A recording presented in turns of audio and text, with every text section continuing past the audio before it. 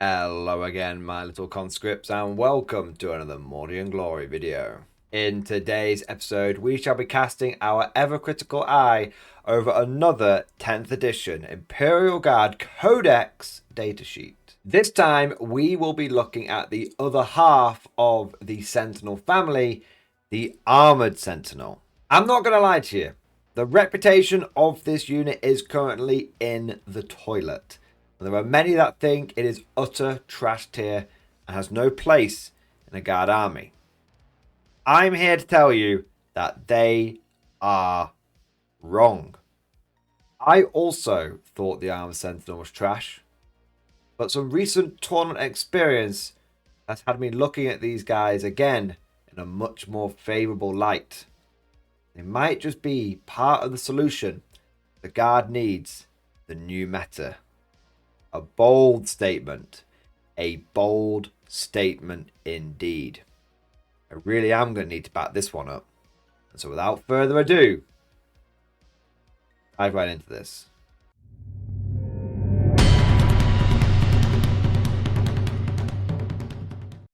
Now, if you're new to these videos, let me give you a quick rundown of the format. I'm going to start off with a good deep dive overview of the Sentinel stat line, its weapons that it comes with, its war gear, and its abilities. And then towards the end of the video, we're going to get into those broader tactical thoughts. We're going to start answering some of those questions around how Sentinels can be useful in the competitive meta. With that said, as a tradition, let us start off with the stat line. Armored Sentinels are only movement 8. This does make them significantly slower than Scout Sentinels, which not only have got movement of 10, but also Scout Sentinels have a scout move of 9 inches as well. It also makes Armored Sentinels slightly slower than the rest of the Guard motor pool, with the average movement on most Guard vehicles like Leman Russes and Chimeras and Rogel Dawns being 10 inches. So it's a little slower, but its defensive profile is much more impressive.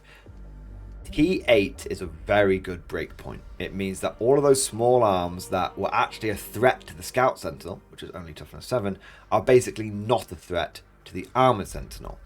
Because T8 means that any bolter and bolter equivalent, which tends to be the majority of ranged weapons on infantry and stuff out there, will be wounding it on 6s, not on 5s. Combine that with a 2+ armor save. 2+. This thing's better armored than an Imperial Knight. It's Nightblade seething right now, but it's true. It's true. So it's got a 2+ armor save, which when you stick this thing in cover, means that someone can hit it with an AP-1 weapon, it's still going to have a 2-up armor save. Someone hits it with an AP-2 weapon, it's on a 3-up armor save. Someone needs to actually hit this thing with some proper anti-tank. And this is the thing with the Armored Sentinel. You can't just chip it away with small arms. To get rid of these things, you need to be dedicating the same kind of firepower that you would be against a Leman Russ as you would against an Armored Sentinel. Until the thing starts getting hit by las cannons, it's pretty durable. Okay, I gotta be honest, I did exaggerate a little bit just there. This thing is basically immune to small arms fire, but any special weapons and heavy weapons are actually a big threat to it. Unlike a Leman Russ, which doesn't really need to worry about melter guns and plasma guns that much, this thing does, and that's because of T8. Plasma guns and their equivalent will wound it on 4s, melter guns and its equivalent will wound it on 3s. So this thing can tank small arms, both ranged and melee, but a lot of special weapons and heavy weapons are going to be able to deal with them in short order. It's not a full-blown tank. It's just, it says on the tin, an armoured Sentinel. And nothing exemplifies this more than the fact that it's only got 7 wounds, which in comparison to something like a Leman Russ is almost half, and it's getting close to being like a third of the wounds of a Rogel Dawn. So it is a tough little bugger, but if the enemy wants it dead, they'll probably be able to achieve that. It does have leadership 7, which is standard issue for the Guard, and it is objective control of 2, which is nice for a vehicle of its size. Moving on to its weapons and war gear, each armor sentinel comes equipped with a multi-laser and a close combat weapon. The multi-laser is utter trash, and so is the close combat weapon. Fortunately, we do get a whole buttload of weapon options to pick from. You can swap the multi-laser out for an autocannon, a heavy flamer, a las cannon, a missile launcher, or a plasma cannon, and you can give the Sentinel a chainsaw. You don't have to swap out the close combat weapon, although you are only going to use the one of these in close combat, so you're going to use the chainsaw realistically, which is a big upgrade. You get an extra attack and you get some AP on it. And you can also, just for free, take a hunter killer missile. So you're going to want one of these special weapons here, and then you're definitely going to want the Sentinel chainsaw, and you're going to want the hunter killer missile. Now, the big question here is, which one of these weapons do we go for if the multi-laser is kind of trash? Well, the autocannon's a good take all comers. It's got a good range, decent strength, decent damage, decent volume of fire. It's only really let down by the fact it's only AP 1. The autocannon is the weapon that you want to go for if you are taking a bunch of other things in your army that can support its low AP. Have you got hellhounds in here? Are you running siege attachment? Can you get access to those incendiary shells? Are you running combined arms and you can use fields of fire? Are you running an Lemus exterminator? If you have, I'd say, at least two of those options in your army, the autocannon is a viable choice. If you don't, I would be seriously tempted to go for the las cannon instead. Yes, it doesn't have as many shots, but it kind of takes care of itself. If in doubt, go big or go home. The missile launcher, I personally think, is a bit of a trap because it looks like it's something that could take on everything, but in my experience, it can't take on anything. If you're looking for anti-tank, you should go for las cannon. If you're looking for anti-infantry, you should go for a heavy flamer. It does get heavy, so if it stays still and you have take aim on it, it can actually hit on 2s. But hitting on 2s with trash weapons is not good. You can polish a turd as much as you want, but it's still a turd. I'd avoid the missile launcher. The plasma cannon is a very interesting option. Definitely in contention with things like the autocannon and the las cannon. The reason I like the plasma cannon so much is because its blast, which can really get the volume of fire up. It still has a good average number of shots with the D3 shots thing. It's got the AP and it's got the damage. Damage 2 is solid. Strength 8 is a bit of a letdown. But if we sort of smoothly transition into looking at the abilities of this thing, Strength 8 isn't such a big problem. Because mobile hunter killers means that each down model in this unit makes an attack that targets a monster or a vehicle unit, you can reroll the wound roll. So suddenly, yeah, you're wounding a lot of vehicles and monsters on 5s, but you've got 4 rerolls to wound, which makes it inherently more reliable. It's also important to note that this is going to apply to the hunter killer missile as well, which is like a big one-shot las cannon equivalent kind of thing. So you can kind of like, okay, well, I'm going to have a hunter killer missile here if I really come across something tough. And then I've got my plasma cannon. A bear man hunter killer missile is only one shot, so it's not super reliable. But I've got the hunter killer missile, and I've got the plasma cannon, and I've got rerolls on both those weapons. Maybe I rely on wounding on 5s with 4 rerolls to get the job done. And also, if I come across infantry, I've got blast, which gives me +1 shot for every 5 models in a unit. So plasma cannon is really, I feel like it's the take all comers. The plasma cannon is the weapon the missile launcher wishes it was. What's even more interesting, I just want to really deep dive this plasma cannon for a moment, is the fact that we're sort of transitioning at the moment from a vehicle and monster meta. For the first 2 years of 10th edition, the las cannon was king on Sentinels, because whether it was armored or scout, the las cannon was king, because we encountered so many vehicles and monsters. That was the meta, and that played into very nicely the fact that you've got mobile hunter killers, because it meant that you had these big shot weapons that would reliably wound big, horrible enemy units. But now we're really entering more of an elite infantry meta, and so because of that, the plasma cannon's a bit more flexible. It's going to have the volume and the blast to deal with those infantry units that we come across. But when inevitably the enemy still has some support vehicles, you still got to come across some of them, right? It's just not whole armies being dominated by them now. You've got those rerolls to wound to help the Sentinel still be able to contribute reliably. The good news is, if you're a new player and you're not sure which of these weapons to go for, they all sound great. The way the Sentinel kit works is you don't have to glue the weapon on. It's essentially push fit. So there's a little nubbin on the Sentinel and there's a hole on each weapon. You just push it on and it stays there. And so if you're a newer player, don't worry about gluing the weapons on. Don't do that. Paint up each weapon. Keep them in a spare little bits box or something. Keep them somewhere safe where you won't lose them. And then play multiple games with each weapon. Whichever one you find fits your playstyle the best, go for that one. I right now really like the look of plasma cannons though on Armoured Sentinel, so that might be a good starting point. However, here comes the twist, and there is a twist. Everything I've said up until this point, I would say, is a fairly traditional view of Armoured Sentinels. They are a fire support unit. They will be shooting enemies. But we have to evolve. We have to improvise, adapt, and overcome. And I think that whilst a lot of what I've said about Sentinels is true in a very general sense, in almost a timeless sense, these are things that you could find me saying back in older editions when I've covered these units, and what I'll probably end up saying in future editions as well. But let's look at something very specific right now. There's a reason I've left this to the end of the video. The meta's always changing. This is kind of like at the time of recording, this is relevant moment. There's been a couple of key changes. One of them is to do directly with the Armoured Sentinel.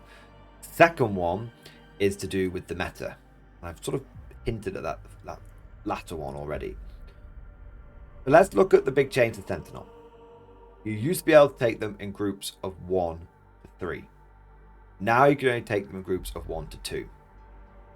That is a hugely significant change with the Armoured Sentinel, because it is now a third less efficient when it comes to receiving orders. Previously, one order could affect 3 Armoured Sentinels, even though that meant that when you ran 3 Sentinels, they were a little bit more than like a main battle tank. You got more wounds out of them, and arguably you got more firepower out of them, because you could have lots of plasma cannons or lance cannons, then combine that with the hunter killers and the reroll to wound and the meta that we were in. It actually meant that Armoured Sentinels were a genuinely viable choice. 3 Armoured Sentinels was something that you could put in your list if you were like, I want to mix things up from running Leman Russes. I want to mix things up from running Rogal Dawns. I want something that's in the same sort of battlefield role, but just a bit different. And Armoured Sentinels could do that. Now that they're in groups of 1 to 2, I don't think that their firepower, their anti-tank firepower, is sufficient for them to compete with something like a Leman Russ. If you've got an order that can go on a vehicle, although to be fair, Armoured Sentinels can receive regiment orders and squadron orders. But if you've got a unit, a fire support unit, that is eligible to receive an order from somewhere in your army, you're almost always better putting it on a bigger tank. I mean, what would you rather put it on? A Leman Russ Vanquisher, which is only 15 points more than 2 Armoured Sentinels at the time of recording. Or two Armoured Sentinels. The Vanquisher is so obviously the better candidate for the order when we're looking at things through the lens of long-range fire support. And it's this view that has caused so many people to deride the Armoured Sentinel, to say it's trash. It's no longer something you even want to entertain in your guard armies. The only a lot of people would say, and I don't 100% disagree with them. I partially disagree with them, but a lot of people would say that the only Sentinel that should ever be in your army is one Scout Sentinel doing cheeky early game secondary, cheeky action monkey, bit of cheap Scout in your list. I think that misses the changing circumstances in the meta. It's not just what's happening on the Sentinel datasheet, it's what's happening out there on the tabletop as well. Frankly, we are in a melee meta. Assault armies are incredibly dominant right now. This is for a whole number of factors, but to summarize it very briefly, the terrain is frankly too dense on 40k boards now.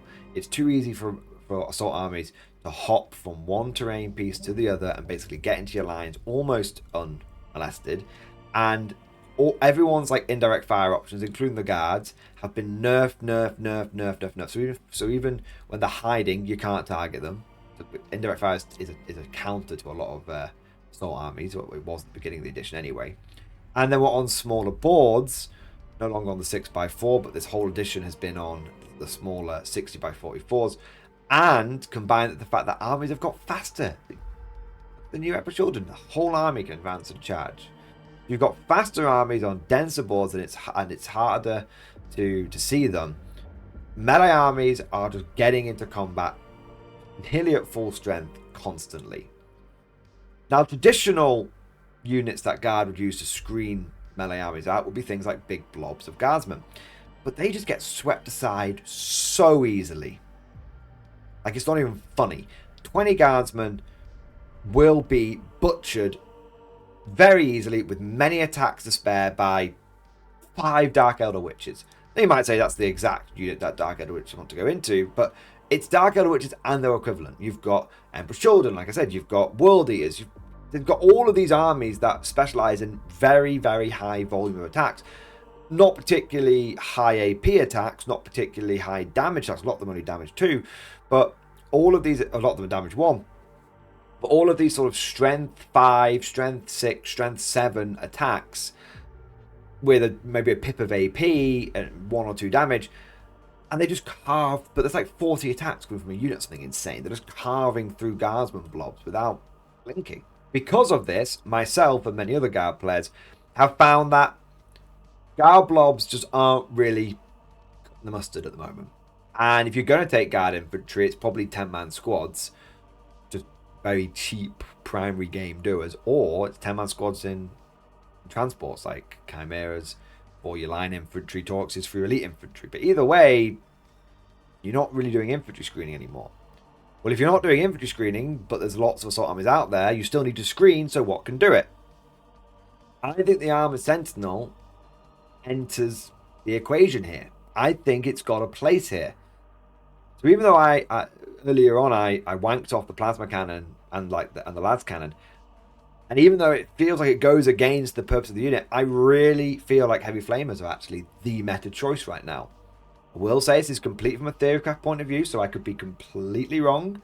If you see, and if I am wrong, you guys know me, I'll make a video saying I was totally wrong about this, because I will always like to issue corrections, because I don't want someone to go out there and and say, oh, this was bad advice, because I like to try and issue corrections to make sure that you guys are getting the best information you can. But right now, looking at the meta, looking at where a lot of the guard units are, I think Armoured Sentinels are part of the new guard screen. Rather than taking a 20-man blob of Kriegers for the same price point, 2 Armoured Sentinels. Now, those Armoured Sentinels don't have as many raw wounds as the Kriegers, but they're almost triple the toughness. They're almost like, triple the save in terms of goodness on the save, and then they actually move a bit faster because they move 8. And the thing is that the Armoured Sentinels might actually take a charge. If someone comes barreling into you with some light infantry blender, well, if they come barreling into light infantry, they're going to kill them. If they come barreling into the Armoured Sentinel, unless they're strength 5, they're wounding you on 6s. And unless they're strength 8, which a lot of times these things cap out of strength 7, they're winning you on 5s. And you're probably going to have a 2-up or a 3-up or a 4-up save against a lot of this. So I think Armoured Sentinels with Heavy Flamers, they also, a pair of them is good for Overwatch, because double Heavy Flamer, that might dissuade people. And the fact that you could Overwatch someone, and then you've got your Sentinel Chainsword, which is going to add a few more attacks in there. And then you've also got the fact that you don't have to fall back from combat if you don't want to. Someone charges you, I hit Sentinels, you go, oh, okay, well, I guess I'll just stay in. And now I'll flame you again. So in the sort of sequence of events of an enemy unit charging a unit of armor Sentinels, you've got an Overwatch, followed by some Sentinel Chainsword, followed by some more Flamers. It's like 3 things that the enemy assault unit has to endure if they don't clear the Sentinels out, which creates a dilemma for your opponent. Remember, don't create problems. Problems have got solutions. A screen of Kriegers is a problem. The solution is kill that screen very easily. A screen of armored Sentinels doesn't have a good solution, because if they don't clear you, they're going to start getting flamed. So like I said, you've got that 3 steps that they have to endure: Overwatch, combat, and then shooting in your turn. Compare that to a blob of Kriegers. There's no Overwatch worth a damn. Why do you Overwatch a bunch of guys that are going to hit on 6s? There's no melee clapback worth a damn, because they're probably all going to die. And as a result, there's then no step 3 either. There's no shooting into combat. Even if you could shoot into combat, there is no one left alive to do it. So don't think of armor Sentinels and compare them. This is my brainwave. This is where I think there's a hidden gem. This is where I think there's something to them. Don't look at armor Sentinels and compare them to tanks, because they can't do that anymore. Now there's only 2 of them in a squadron. They can't do that anymore. But compare them to something that isn't their price bracket, a blob of Kriegers, and they look like a much more attractive unit for something that might actually be able to deter or take a charge. And at the end of the day, if the enemy comes flying in and just brutalizes the armored Sentinels, well, it's the same result as if you've taken those Kriegers, right? But you've got some Sentinels, which have got hunter-killer missiles, and they've got some, I'd say, arguably better firepower. There is a bit of a fly in the ointment. There is potentially a bit of a spanner in the works. Armor Sentinels come in at 130. Personally, I think that's too expensive. I think they should be 110. I think Scout Sentinels should be 50 points each. Armor Sentinels should be 55 points each, because you can't take them in these squadrons of 3 anymore. I think that does reduce their efficiency in terms of orders. That should be reflected in the points cost. But they're 130 at the time of recording. That means that they are in contention with things like Hellhounds. Hellhounds have got the same save, but they are tougher, faster, and with more wounds. Well, actually, not with more wounds than 2 Armor Sentinels, to be fair. So tougher and faster. Armor Sentinels would have 14 wounds. Hellhounds would have 11 wounds. So it's tricky. And the Hellhound's going to have the Inferno Cannon and the Heavy Flamer on the front. So it is tricky. I think the Armor Sentinels can take up more space because of the size of their bases and the fact that you've got like the 2-inch coherency and stuff. Armor Sentinels are on round bases as well, so for pivot, they don't lose movement for pivoting and stuff like that. So I do think Armor Sentinels can compete with Hellhounds, but I think a lot of people are going to see what Armor Sentinels can do and then naturally go, well, why wouldn't I take a Hellhound instead? And it's a very, very good question, which I don't totally have an answer to yet. But what I would say is it doesn't necessarily need to be one or the other.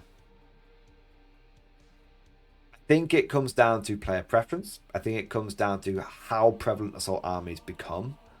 They're getting very popular at the moment. But I think it could become a combination of 3 things. The new Guard screening core might not be infantry blobs. It might be Armor Sentinels, Hellhounds, and controversial Bullgrins. At the end of the day, if you want a brick wall, nothing does it better than Bullgrins. Well, at least that's what I think. But of course, all of this is just like my opinion, man. Let me know what you guys think down in the comment section below. Do you think Armor Sentinels now are basically a tough screening unit, and in that light, they've got potential? Or do you still see them as a fire support unit? And in that role, are they basically outclassed by pretty much everything else?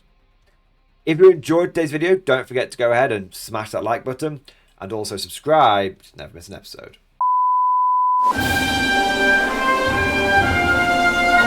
Would you like to know more?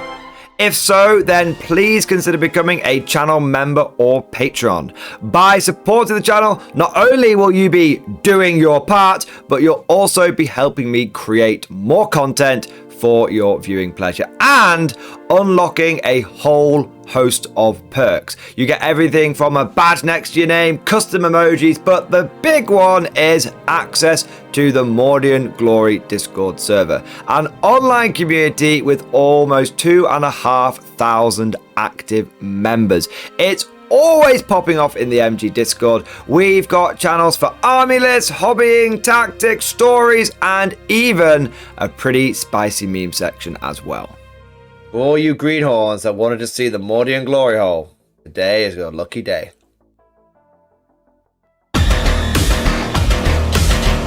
And joking aside, I do want to say a massive thank you to all of the current channel members and patrons. You guys are amazing, truly the lifeblood of the channel. I could not do Mordian Glory full-time without the incredible and generous support of my members, so thank you guys so much. And last but certainly not least, I want to say a personal thank you to all of my top tier Patreons. These are the War Masters, the people who have truly gone above and beyond the call of duty. So a heartfelt thank you to Alex Dengal, Bon Vert, Lord Pryor, Mark Panconi, RJ Scorpion, Swordfish Trombone, Try Again Bragg, John Stubbs, Nick Walsh, Diesel Fox, and August Barney. Seriously guys, thank you from the bottom of my heart. Your support is incredible and it makes a huge difference. Thank you so much. That's all for now. Hope you've all enjoyed today's video, and of course, as always, see you guys next time.